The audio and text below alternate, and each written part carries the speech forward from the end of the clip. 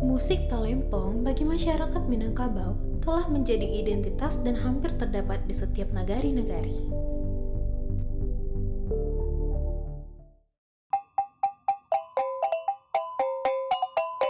Talempong Paci adalah sejenis alat musik berupa gong kecil, tunggal dengan benjolan di tengahnya. Talempong Paci biasanya dimainkan oleh laki-laki.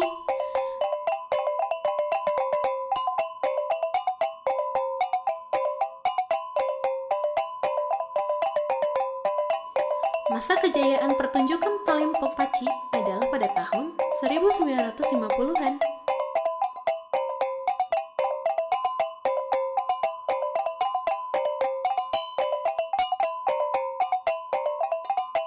Suatu upacara dan kegiatan tertentu tanpa kehadiran talempong Paci dianggap belum lengkap.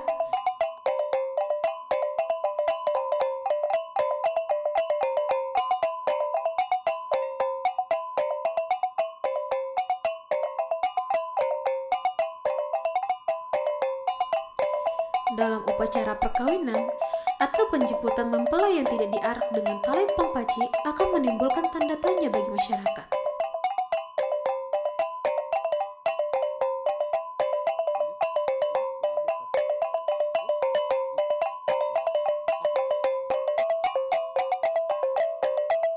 Talempong Paci juga digunakan sebagai alat musik pengiring tari, seperti tari piring, tari galombang, pencak silat, dan beberapa tari tradisional lainnya.